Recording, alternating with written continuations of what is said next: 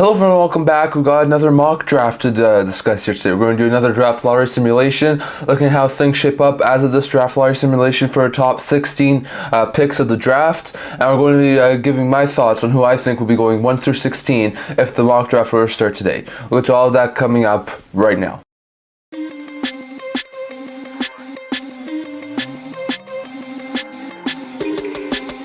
Hello everyone, welcome back to another video here at the Internet Talk Show. Now, before we begin this video, don't forget to like this video and subscribe down below. Thank you for all of your support. I'm never able to with you guys, so if you haven't already, don't forget to hit the subscribe button down below. Don't forget to leave a comment down in the comment section below discussing all discussed in today's video. Love to hear your guys' thoughts on this. So today we're going to be doing a quick mock draft, like we said we would do yesterday. So we're going to start here today with a mock draft, and we're going to also do a draft lottery simulation. So we're going to go back to tankathon.com, look at how the draft lottery simulates as of right now, and then we're going to be going over to doing another mock draft, this time 1 through 16, to see who I would have going where. And this might be my last draft before the draft lottery actually happens. I'm not exactly sure what I'm going to do yet. I might do one after the season, but before a draft lottery, or I might just wait until the draft lottery happens. So not exactly sure if this is going to be my last mock draft and draft lottery simulation before the actual draft lottery happens, or my second last. I'm not exactly sure in that, but I do know this could be my last mock draft before a draft lottery simulation. So lots of interesting stuff there. So go over to tankathon.com and we'll do a draft lottery simulation.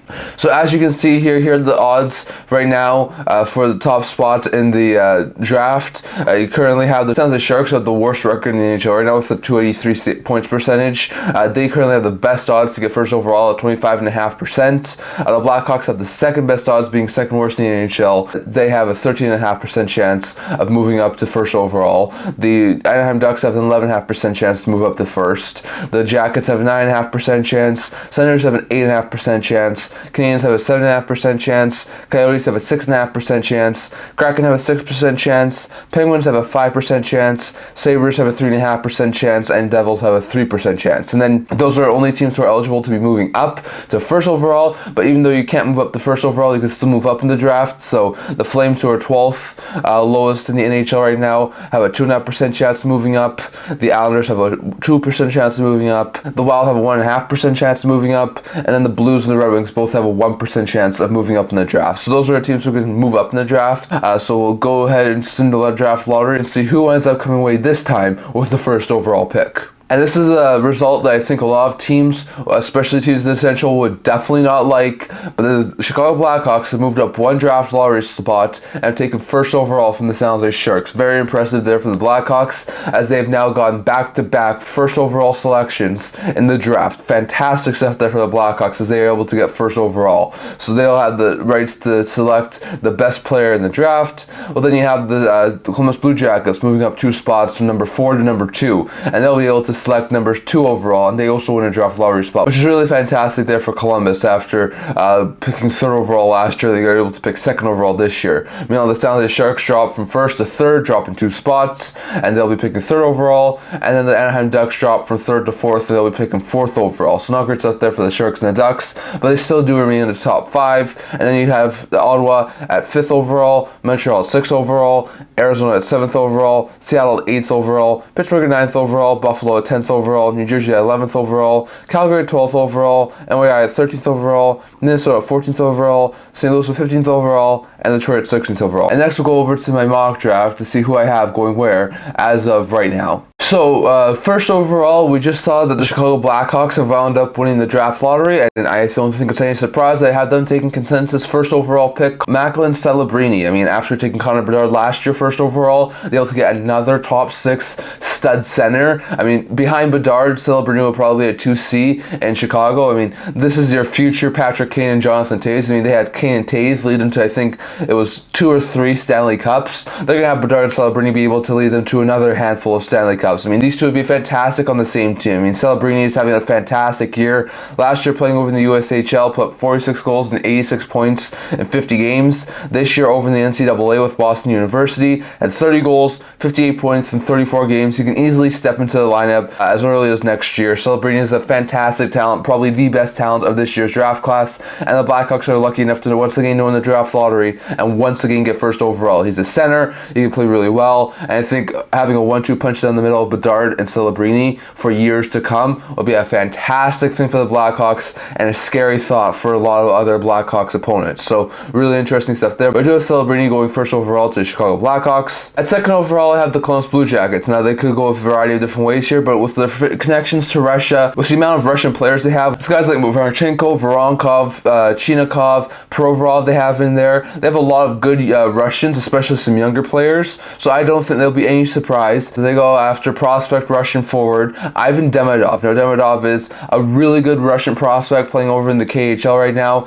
He is actually compared to Michkov a lot, and some even think he could be a little bit better than Michkov is, and Michkov is doing quite well this year. So having Demidov could be a potentiality of being better than having Michkov, so that's a really good pickup there for the Jackets. Last year, playing over in the KHL, only had 2 games, putting up no points, but he did have 19 goals and 62 points in 41 MHL games, which is the lower league over in Russia. So far this year, has gone to 4 KHL games. So far also had no points, when the MHL has 23 goals and 60 points in 41 games. He's only 2 points shy of last year's point total in the lower league in Russia, and he's 11 points behind that. So Demidov looks fantastic. I know he's not gone into very many games over the KHL level, but he still looks fantastic, and I think he could eventually have some extremely good talent at the NHL level. I think he could be a solid top 6 forward, and with the amount of Russians over in Columbus right now, with Voronkov and Marchenko and Chinakov, I think there would be some really good room there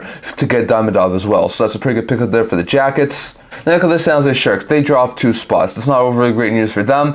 They're a team who could definitely use the first overall pick, but in this draft lottery simulation, they don't get it. So they're going to have to come out with the next best player at third overall, and they could go a variety of different ways here too. But they don't have an overabundance of really great D prospects. I mean, they do have a couple of decent ones, such as Mika Madulin, who I think could eventually be a top 4 defensive prospect. They also have a couple of decent young guys like Ferraro, like Thrun. So there's not that they don't have any D prospects, but they don't have a whole bunch, especially not top-end talent D prospects. So I have them going out again from the NCAA. Artem Levshunov. Now Levshunov is a really good top 4 defensive prospect. He could eventually be a top 2 defensive prospect. A lot of people do view him as the top D prospect in this year's draft class. Last year in the USHL had a pretty good season, putting up 13 goals and 42 points in 62 games. This year has 9 goals and 32 points in 35 games. So he's only 10 points back of his last year's point total, and he's done that in only 27 less games. So very good stuff there for Levshunov. He looks like a fantastic D prospect, and I think the San Jose Sharks will love to add him. He's a top 4 right shot defensive.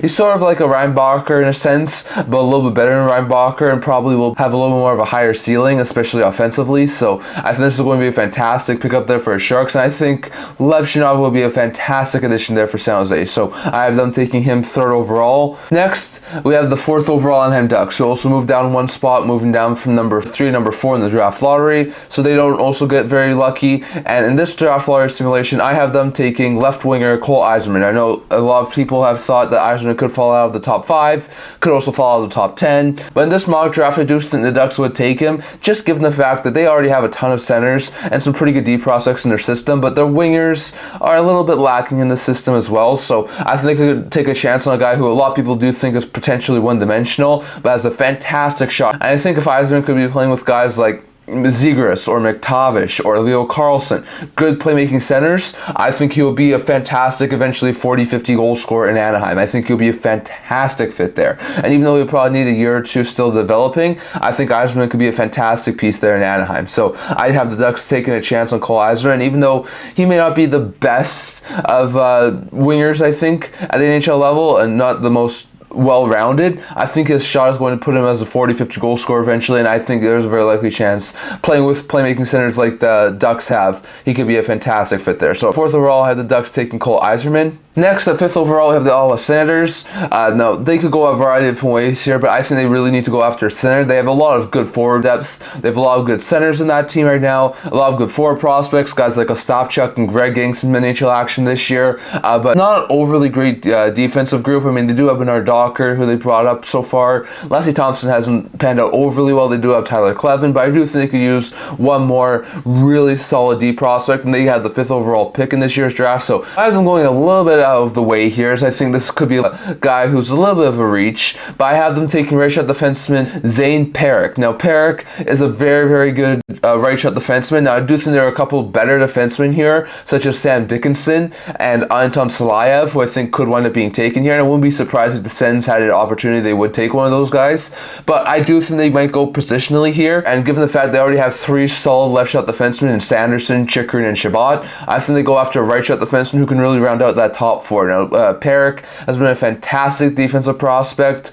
So far has 21 goals and 37 points in 50 games last year over in the OHL. This year already had 32 goals and 91 points in 64 OHL games. He's been absolutely phenomenal this year, and I think he could really help out the Ottawa Senators blue line. So I have Parik going to Ottawa at 5th overall, and I think he'll really help round out that top 4 on the right side. At 6th overall, I have the Montreal Canadiens. Now, they have a really good prospect pool on the defensive end with guys like Reinbacher and Hudson and a couple of other guys that haven't even moved the NHL yet. So they have a lot of really good deep prospects. I don't think they need another defenseman, so I have them going for a forward here, and I have them going for Berkeley Caton. Caton's a really good player. He can play center, he can play wing, he's a very versatile forward. I think eventually he could be a solid top 6 forward for the Montreal Canadiens. He's been playing with Spokane over in the WHL over the past couple of years. Had 23 goals and 55 points in 63 WHL games last year. It was a pretty good season, but this year he's absolutely been fantastic, putting up 52 goals and 113 points in 67 WHL games. He's been fantastic. So I think this versatility could definitely earn him a really high spot in the draft, and I think going 6th overall to Montreal is a pretty likely option. So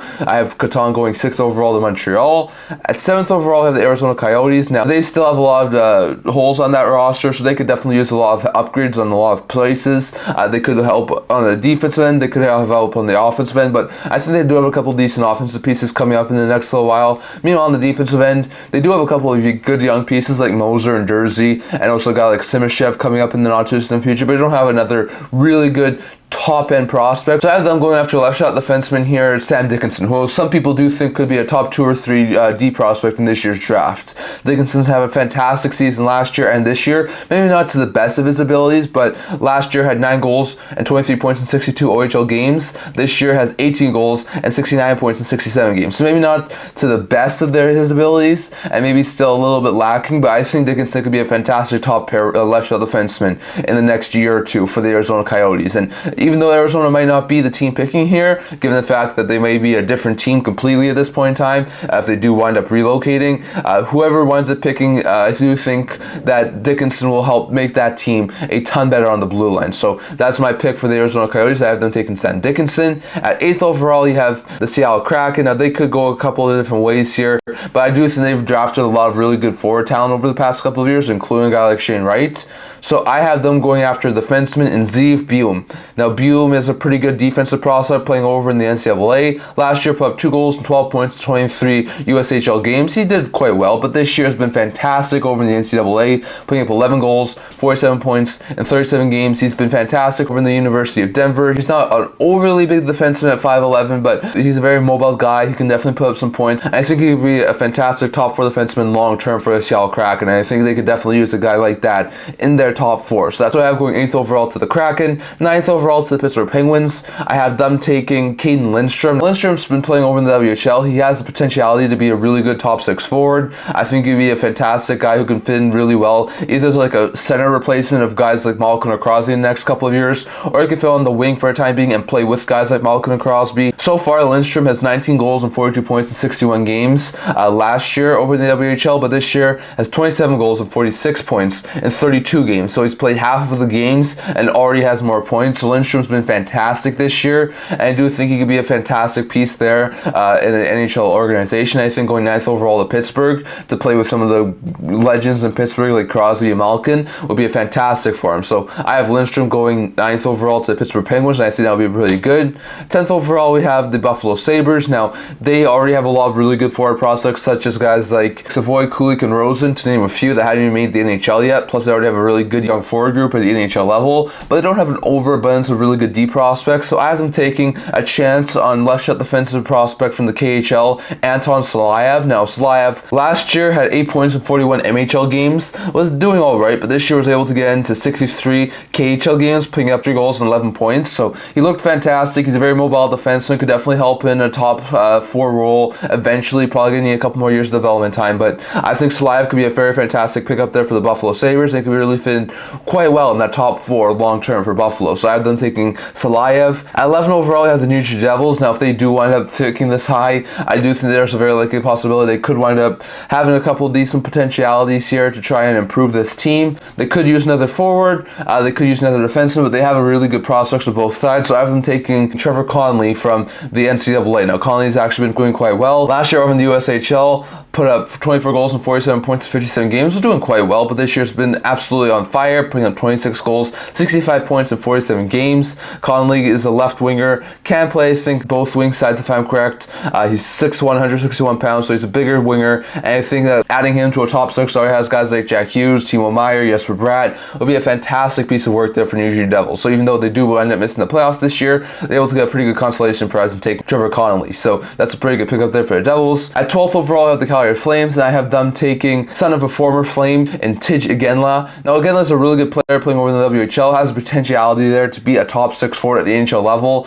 He's a very fantastic player. Last year, had 6 goals and 18 points in 48 WHL games. Not doing overly bad, but this year has been absolutely phenomenal, putting up 47 goals, 83 points in 63 games. I do think there's a potentiality there for him to be a top 10 pick, but in my mock draft, I have him falling down to 12, and I have the Flames taking him at 12th overall. I think that would be a fantastic pickup there for Calgary. In my eyes, I think Calgary would be very fantastic to add a guy like Tige Iginla to the roster, and he should be able to fit in really well with guys like Pelche, Coronado, and Zari in that top 6 long term. So very fantastic pickup there for Calgary. At 13th overall, I have the New York Islanders, and I have them taking another Finnish prospect. We've seen them take a couple of Finnish prospects over the past couple of years, including a guy like Atu Ratu before he was dealt, and a couple of other guys. And I have them taking Konsta Helenius. Now, Helenius is another really good guy. Some people also think could go in the top 10. I have him falling down to number 13 here.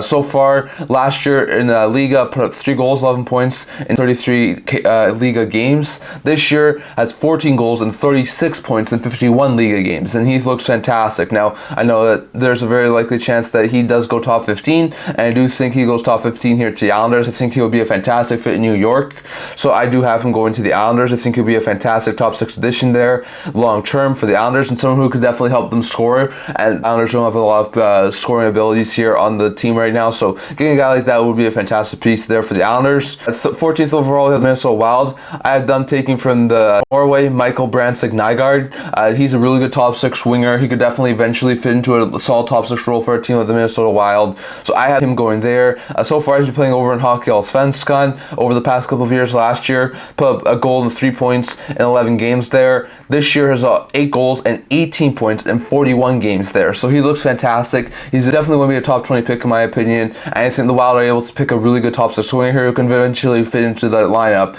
and play with guys like Boldy and Kaprizov long term. So very good stuff there for the Wild. Then we have 15th overall here, the St. Louis Blues, and I have them taking brother of Montreal Canadiens prospect Lane Hudson, Cole Hudson, 15th overall. Now the Blues are able to pick a really good defensive prospect here. We know that they need to make some changes on their blue line. They don't have the best of blue lines right now, so they are able to get a solid player who should be able to fit in their team long term. Last year over in the USHL, Cole Hudson put up 4 goals and 25 points in 32 games. This year already has 3 goals and 12 points in 19 games. So not as good as last year, but it's better points per game wise than it was last year. He looks like a fantastic prospect there, and I think he could eventually be a solid top 4 defensive prospect for a team, especially the St. Louis Blues team who needs some work on that blue line. So getting Cole Hudson is a very fantastic pickup there for that team. And then with the Detroit Red Wings with the 16th overall pick, because they're the lowest team right now who's not making it in the playoff spots, they are going to take Adam Juracek on the defensive end. Now Juracek is a very fantastic top 4 defensive prospect.